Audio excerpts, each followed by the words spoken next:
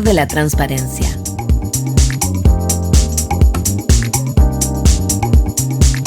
Con Copeuchi Inversiones alcancé la meta del pie para mi departamento. Y no soy experta en inversiones. Te presentamos Nuevo Copeuchi Inversiones, un sitio 100% digital para ayudarte a cumplir tus metas. Invierte en Copeuchi Inversiones desde 1,500 pesos, con bajos costos de administración que se acomodan a tu bolsillo. Es 100% digital, fácil de usar, te acompaña y tienes el completo control de tus fondos. Copeuchi.cl, el sitio donde todos pueden invertir. Infórmese de las características esenciales de la inversión en fondos, las que se encuentran contenidas en sus respectivos reglamentos internos. La rentabilidad o ganancia obtenida en el pasado por los fondos no garantiza que ellas se repitan en el futuro. Los valores de las cuotas de los fondos son variables. Matricúlate para estudiar un posgrado en la Universidad Central.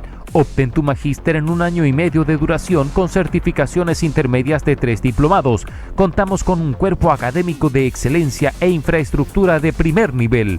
Puedes conocer nuestra oferta académica online en www.postgradosusen.cl. Postula. Inicio de clases en agosto. Posgrado SUSEN, para los que buscan avanzar. En el Mostrador Podcast continúa Al Pan Pan, la conversación que buscas para comenzar tu mañana.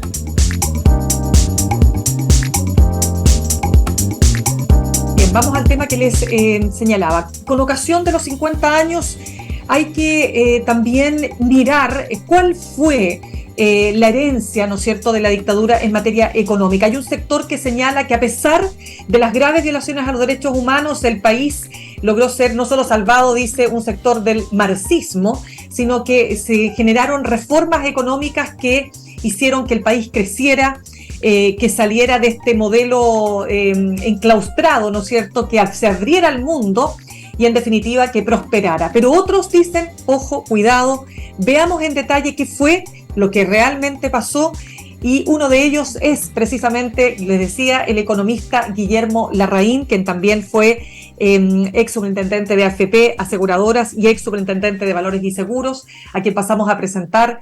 Guillermo, gracias por estar con nosotros esta mañana. Muchas gracias, Mirna, por la invitación. Guillermo, mira, me leí atentamente tu paper o tu texto. Quiero partir con una frase que tú señalas para poder, dirigir la conversación respecto de lo que tú quieres plantear, ¿no es cierto?, en este texto. Y es que tú dices que el fin no puede justificar los medios. Si aceptáramos esa idea, la sociedad sería ingobernable. Me interesa mucho, a partir de esa definición, ¿cómo describes tú lo que fue el modelo económico de la dictadura? Y la gran pregunta que te hace, si estas reformas impulsadas luego del golpe fueron todas una imposición arbitraria o eran necesarias. Mira, a ver, yo creo lo que dice el paper al final del día es que no son arbitrarias, que varias de ellas tenían antecedentes en la historia económica desde el año 52, 53, 54 en adelante, y que el sistema político no la había podido resolver. En particular, me centro un poco en el tema de la apertura comercial. Creo que la apertura comercial se venía requiriendo en la reforma previsional también, no para hacer lo que se hizo, pero sí para hacer algo, porque efectivamente había un problema enorme en el sistema previsional, en la apertura comercial. Entonces yo diría que había una discusión que no se pudo resolver con la democracia en los años 50, 60, 70, durante el gobierno de Allende tampoco.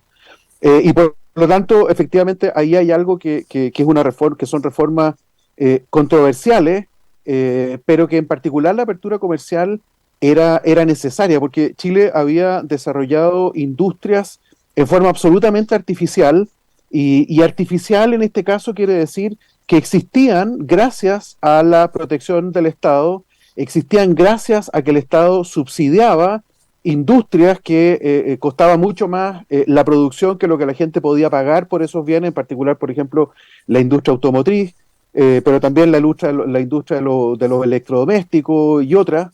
Entonces, esas existían, se mantenían esas industrias porque las propias empresas estaban confortablemente viviendo de la protección y del monopolio. Pero cuando uno quita eso, efectivamente iba a pasar lo que pasó, que es que muchas de ellas quebraron, se generó desempleo, pero ese ajuste era realmente un ajuste estructural que era necesario producir para que Chile pudiera crecer. Vamos entonces un poquito más atrás. Tú dices en este paper que el modelo neoliberal levantado por los economistas que habían estudiado en Chicago, los llamados Chicago Boys, que a su vez habían escrito este famoso texto bíblico de ese grupo, ¿no?, llamado El Ladrillo, la dictadura no implementa inmediatamente el neoliberalismo porque choca con fuerzas internas que estaban, digamos, con visiones más de un desarrollo nacionalista, ¿no? Tú lo defines como una visión Nacional desarrollismo. Exactamente, el nacional desarrollismo, te lo agradezco. Por lo tanto, quiero preguntarte, ¿qué es lo que hace, cómo logran efectivamente estos economistas convencer a Pinochet que había que dar este salto? A ver, yo creo que este punto es bien importante. Hasta donde yo puedo examinar, creo que es seguro decir que la dictadura no traía al inicio de cuando toman el poder un modelo claro económico de lo que querían hacer. Y por lo tanto hay una lucha interna entre dos grupos, que era por un lado el grupo muy minoritario de los economistas de Chicago y después el grupo asociado a los partidos más establecidos que algunas personas llaman nacional desarrollismo, que tiene que ver con esta idea de industria protegida, con desarrollo industrial, etcétera. Ahora, ¿por qué Pinochet al final se la juega por esto? Primero hay que decir que primero lo que hace primero Pinochet es, como fue el último en subirse al golpe, él implementa lo que alguna gente ha denominado una especie de segundo golpe de Estado.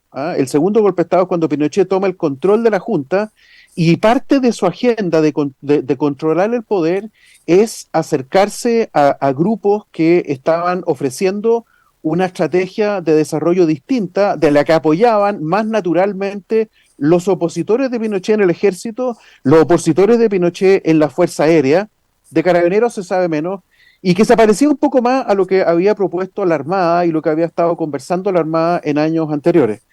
Entonces acá hay una agenda, hay una lógica entre el nacional desarrollismo, que era la tendencia natural del ejército, y la tendencia natural de la Fuerza Aérea, contra lo que más o menos pensaba la Marina y el mismo que busca reafirmar su poder, acercándose a estos economistas que ofrecían, yo diría, una mirada clara, nítida, como transparente, y que le permitían, de alguna forma, justificar la violencia del golpe de Estado a través de una reforma que fuera realmente muy desde las raíces de la economía.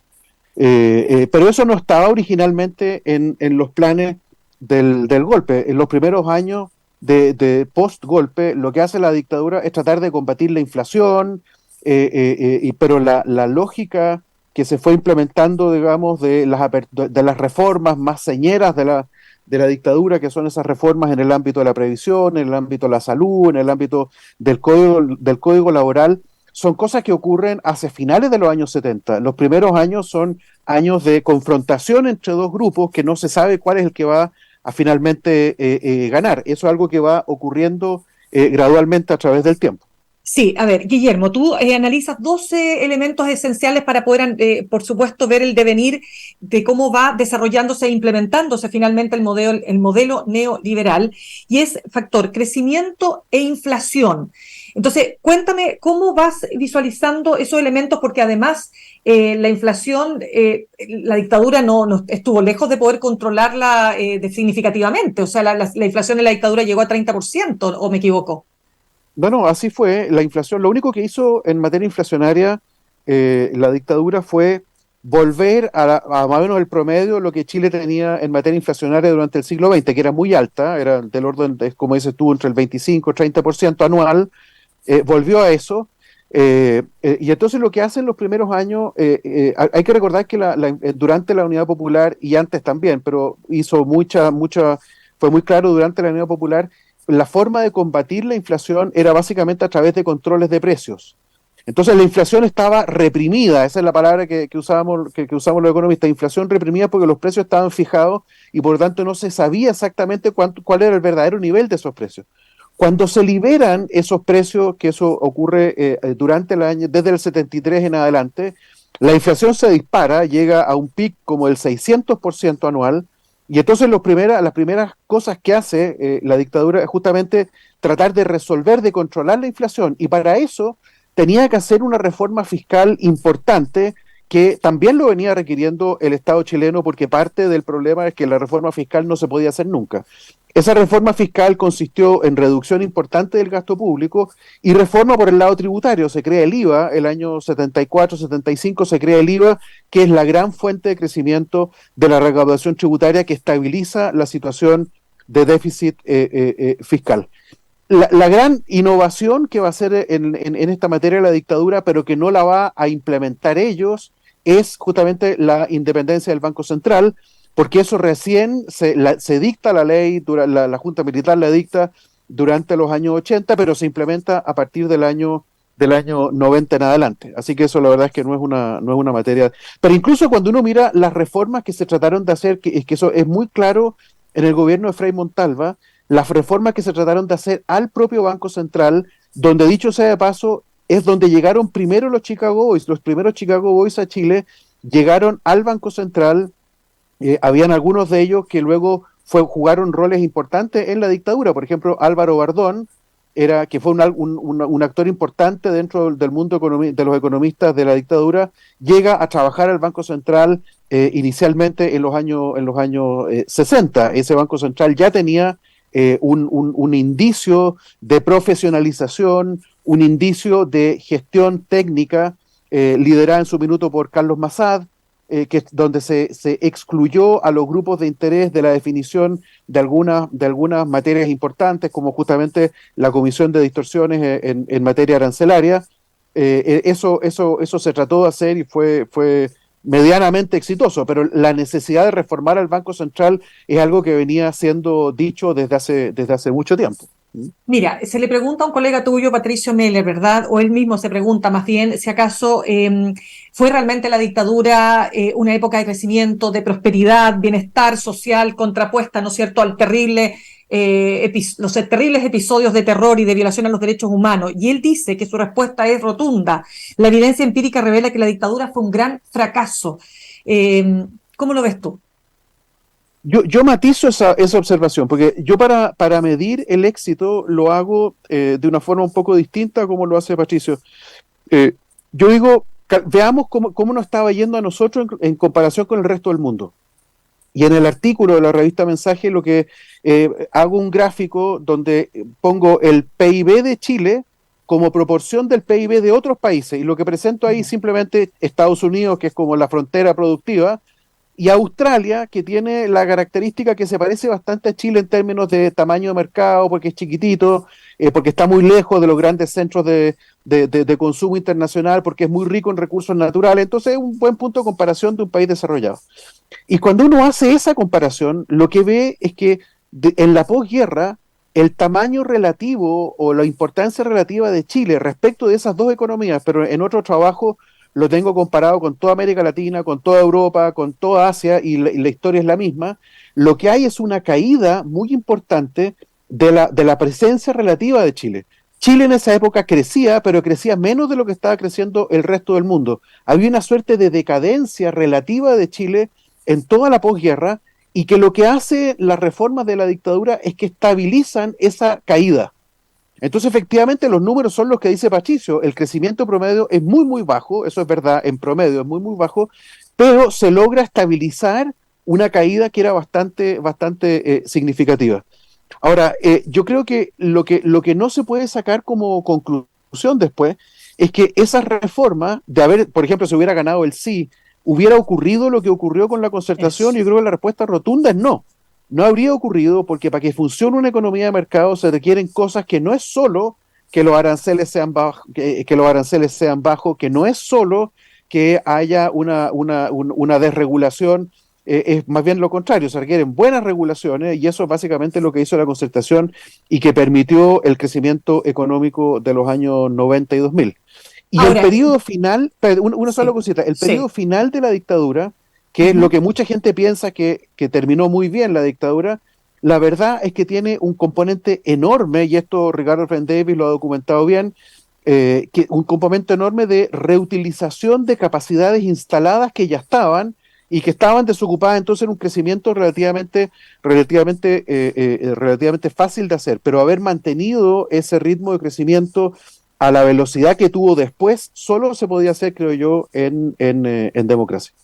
Claro, lo que pasa es que efectivamente Patricio Meller lo que va señalando, dice, por ejemplo, en temas tan concretos como, dice él, cómo se mide el bienestar social, dice él respecto de la inversión en salud, la inversión en educación, que estaban en el orden del 0% al final del periodo. ¿Cómo lo ves tú? No, es evidente que uno, desde el punto de vista social, hubo un problema gigantesco que se generó. Pero creo que en parte, no en estas dimensiones, pero por ejemplo, si uno lo mira en nivel de pobreza, es muy notable el nivel de pobreza con el cual termina la dictadura, que era en torno al 50%, de acuerdo a los 5 millones de pobres que existían. Lo complicado es que esa metodología no tenemos con qué compararla antes. Hay que recordar que en los años 50, 60, 70, la población chilena era bastante más rural de lo que es hoy día, y que en esa ruralidad habían relaciones económicas que eran fundamentalmente semifeudales, y prácticamente toda esa población era pobre o extremadamente pobre. A lo cual hay que agregar las pobrezas que existían en los grandes centros urbanos, en Santiago, en Valparaíso, en Concepción, en Talca, donde habían marginalidades urbanas que también eran extraordinariamente pobres. Entonces creo que desde el punto de vista de la pobreza es difícil saber cómo era antes. ¿Es probable que sea mayor? Sí, porque efectivamente la destrucción del tejido industrial que trajo la apertura comercial y la reabsorción de todo ese desempleo que se generó hacia las industrias nuevas que estaban apareciendo en el ámbito forestal, en el ámbito agrícola, en el ámbito minero, eso tomó mucho tiempo, eso es verdad. Entonces es muy probable cuando uno lo esté midiendo ahí, efectivamente te salgan cifras extraordinariamente altas. Ahora, no es ninguna novedad decir que la dictadura invirtió poco en materia en materia social, en materia de educación y en materia de salud, eso es bastante claro. Así que las cifras de Patricio son las que son. Claro, pero mira, volvamos a tu frase inicial para abrir este paper. Tú dices que el fin no puede justificar los medios, aceptáramos esa idea, la sociedad sería ingobernable. ¿Por qué te la quiero plantear? Porque precisamente no solo lo dices tú acá, sino que lo dicen otros economistas, que si aquí no hubiese habido un control total del poder, pero además ejerciéndolo de la manera más, digamos, feroz, ¿no es cierto?, como se hizo, muchas de estas reformas no podrían haber sido llevadas adelante. ¿Cómo lo ves? Bueno, yo creo que hay algo de eso, y eso es parte de la complejidad analítica que tiene este problema. Y es lo que yo trato de decir. Yo no creo tener la respuesta, pero sí creo que hago la pregunta. Es decir, acá habían alguna reforma, y quiero centrarme en la apertura comercial, porque creo que es la más importante de todas, que de alguna forma el mundo económico, al menos, lo venía requiriendo. No el mundo empresarial, esto es bien importante. El mundo empresarial estaba cómodo con el nivel de protección que tenía. Cuando uno examina, por ejemplo, las cosas que han escrito que la Sofía Correa o, por ejemplo, Manuel Llorca, lo que se ve es que durante los años 50, 60, de a poquitito algunos empresarios comienzan a cuestionar la deseabilidad de tener esa protección, pero es marginal. En realidad, la realidad es que el mundo empresarial estaba cómodo con la protección, porque sabían que si les quitaban la protección iban a quebrar una buena parte de ellos. En el ámbito de los economistas, sin embargo, cuando uno ve lo que decía Aníbal Pinto, lo que decía Jorge Ahumada, que son probablemente los dos principales economistas chilenos de esa época, ambos tenían claro de que el nivel de protección era insostenible y de que había que producir una reducción de la protección para que la economía desarrollara ventajas competitivas que fueran sostenibles en el tiempo. El problema es que eso lo trató de hacer de alguna forma Eduardo Frei Montalva, y la verdad es que le resultó a medias. Logró, en esa época, no como hoy, en esa época había aranceles diferenciados, entonces logró reducir de alguna forma la amplitud de esa diferenciación arancelaria, logró reducir el promedio de esos aranceles, pero evidentemente que los intereses afectados eran enormes, y la verdad es que al final terminó por revertir una parte de tímida liberalización. ¿Ah? Entonces, cuando eso se hace, tengo la impresión de que era muy difícil de hacer en el contexto en el cual tuvo lugar. Salvo, y esto es bien importante, Mirna, porque hay algunos países latinoamericanos que lo hicieron, pero 30 años después. ¿Ah? En los años 90 o 2000, muchos países latinoamericanos produjeron esa reducción arancelaria. Pero cuando Chile lo estaba tratando de hacer en los años 50, 60, la verdad es que era muy difícil de hacer porque éramos una economía muy protegida y que era muy difícil hacerlo en forma unilateral. América Latina lo hizo 20, 30 años después, pero más en tándem con el resto del mundo. Claro, pero Guillermo, ¿fue Chile un escenario perfecto para el neoliberalismo, para, digamos, implementar un modelo que algunos consideran de fundamentalismo de mercado, donde el Estado desaparece, donde la empresa privada, ¿no es cierto?, es el gran motor de la economía, y por lo tanto quiero preguntarte si acaso eso efectivamente se dio, si este escenario con dictadura mediante fue ese escenario propicio para implementar ese modelo. Fue propicio, sin duda, creo yo que eso no hay duda. Ahora, la pregunta es, y nuevamente creo que esto es importante, en los años 70, 80, creo que era difícil haber hecho lo que se hizo en el marco de la democracia, en parte porque la democracia estaba totalmente bloqueada, un poco como lo que nos pasa hoy día, ¿no es cierto?, que a la democracia le cuesta tomar medidas importantes, y llevamos estancados 10, 15 años, por ejemplo, en materia previsional, que no se logran tomar decisiones. Lo mismo le pasaba a la democracia de los años 50, 60. En ese sentido, estamos sufriendo una reversión a una suerte de ingobernabilidad o carencia de gobernabilidad, no ingobernabilidad, pero carencia de gobernabilidad, que es preocupante y de lo cual hay que hacerse cargo. Ahora, América Latina, cuando desaparece el muro de Berlín, cuando cae la Unión Soviética, que eso pasa a finales de los años 80 y principios de los 90, eso facilitó los ajustes de todas las economías latinoamericanas que estaban un poco tratando de hacer lo que hacía Chile. Hay que recordar, y esto es muy importante, Mirna, para la evaluación de todo el periodo, que cuando asume la concertación, cuando asume el presidente Elwin, acababa de ocurrir ciertamente la caída del muro de Berlín, que fue un poquitito antes de la asunción del poder del presidente Elwin. Un poco después iba a venir la caída de la Unión Soviética, o sea, la izquierda de alguna forma se quedó sin un paradigma que ofrecer como alternativa a lo que se estaba gestando en América Latina. El año 90 aparece el famoso consenso de Washington, donde los grandes países del mundo dicen, ¿sabe la verdad? Acá hay una receta para crecer. Y cuando uno mira los componentes de esa receta, era exactamente lo que estaba haciendo Chile, exactamente lo que estaba haciendo Chile. Y un poco antes de que asuma el presidente Elwin, había habido experimentos, digamos, de estabilización de la inflación, en particular en América Latina, en particular en Argentina, en Brasil, en Perú, que son experimentos heterodoxos, que tienen que ver, o parecido a lo que hacía la Unidad Popular en términos de control de precios, pero sin controlar el déficit fiscal. Y terminaron los tres casos, Argentina, Perú y Brasil, con hiperinflaciones gigantescas. Entonces, la verdad es que el año 90, cuando se asume el poder con una economía que venía creciendo bien, recuperando capacidad instalada, pero creciendo, la verdad es que se mantuvo ese régimen, y creo yo que era fundamentalmente lo que había que hacer en ese minuto. Ya, entonces, mira, como se nos va acabando el tiempo, Guillermo, pero hay un elemento, hay un hito que no podemos dejar de mencionar que tiene que ver con la crisis del 82, ¿verdad? El rescate de la banca. Ese hecho, ese hito, ¿cómo lo defines? ¿Cómo afecta a esta idea, ¿no es cierto?, de este grupo de economistas que de alguna manera sienten que le han dado el palo al gato a Chile, que lo han puesto entonces ahora de cara al resto del mundo? Bueno, efectivamente ahí hay una prueba de ese fundamentalismo que tú decías, o sea, la idea de que el sector financiero se puede autorregular y que por lo tanto el tipo de regulación que tiene que hacer el Estado es mínimo, justamente entra en una crisis con la crisis del 82.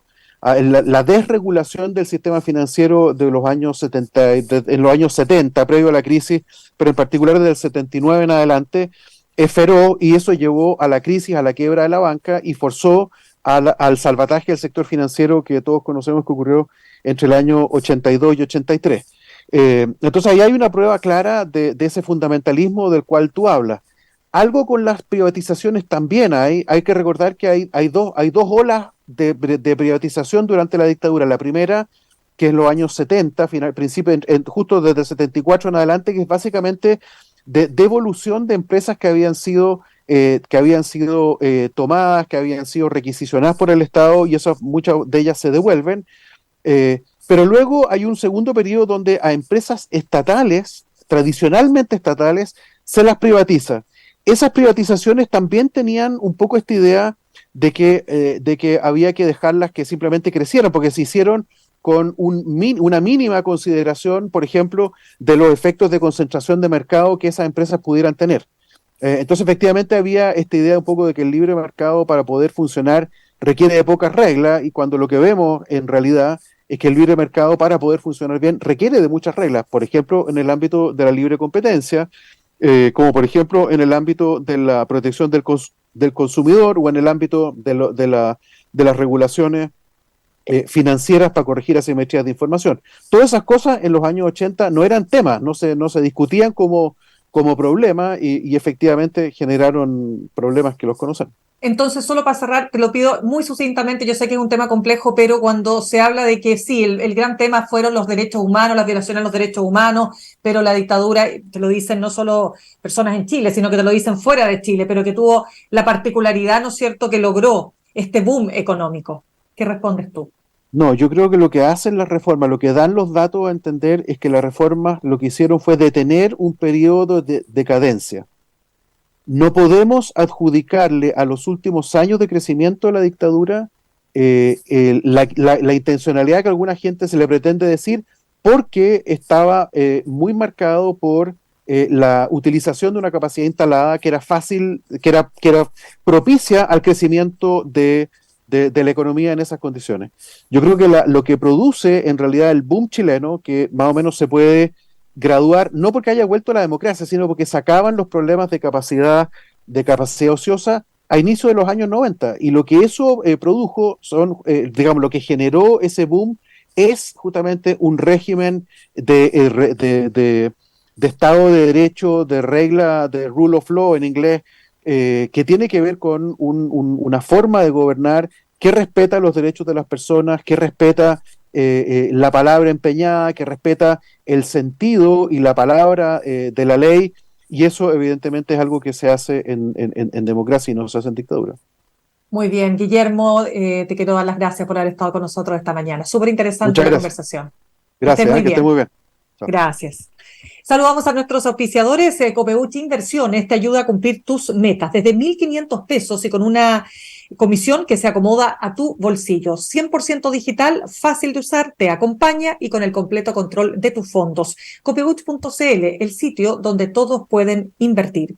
Y Universidad Central, 40 años formando personas. Ven a vivir la experiencia USEM para los que buscan avanzar. Posgrados USEM, acreditada y adscrita a gratuidad. Conoce más en posgradosusen.cl.